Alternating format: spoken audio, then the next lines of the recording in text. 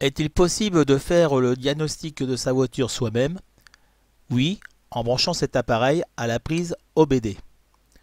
On peut donc recueillir les informations transmises par le système. On pourra donc lire les codes de défaut génériques qui sont appelés DTC, Data Trouble Code. On pourra peut-être aussi effacer les codes de défaut et éteindre les voyants qui restent allumés sur le tableau de bord. Ce boîtier affiche aussi en temps réel un certain nombre de valeurs, telles que le régime du moteur, la température du liquide de refroidissement, le débit d'air, le statut du système d'injection, la pression d'admission, etc.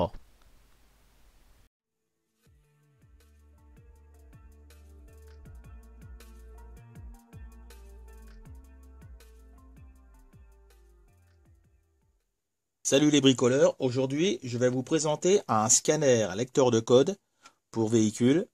C'est le King Bolen YA200.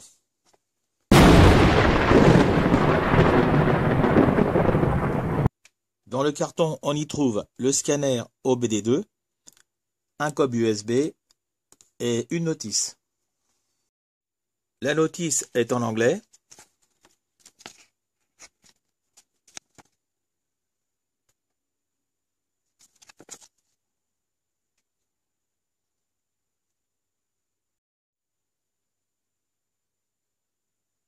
Câble USB, rien de spécial.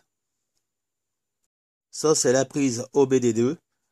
Et le câble est assez souple, il mesure environ 80 cm. L'appareil est en plastique assez costaud et on a une feuille de protection pour l'écran. On a une prise USB en dessous. Ça, c'est pour faire la mise à jour de l'appareil. À l'arrière, il n'y a rien de spécial.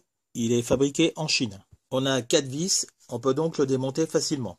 On a un gros bouton central pour naviguer dans les menus. Donc haut, bas, gauche, droite.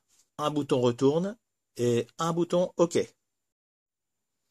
On a 3 touches raccourcies pour accéder rapidement au menu.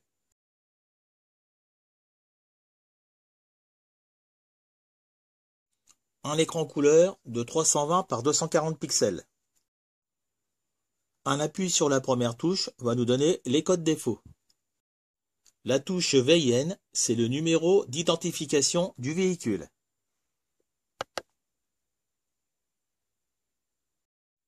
Et la dernière touche, c'est tout ce qui concerne la pollution, la vanne EGR, le FAP, etc.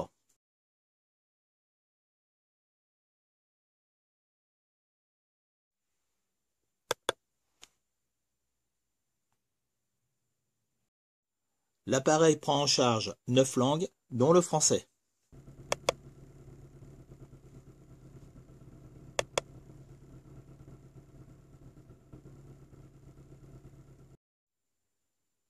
Je tiens à signaler que les mises à jour sont gratuites et à vie pour cet appareil. Je vous conseille d'aller voir toutes ces caractéristiques et je vous laisse le lien dans la description de la vidéo. C'est un appareil qui est pratique pour rechercher une panne sur un véhicule ou avant le passage au contrôle technique. Il permet aussi de tester l'état de la batterie et la charge de l'alternateur.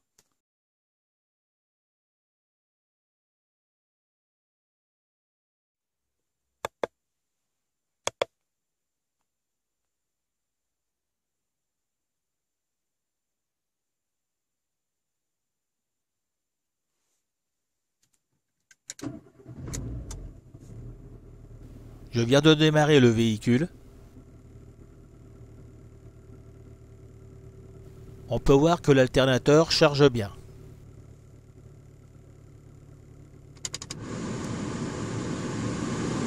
Et là, je viens de mettre la soufflerie.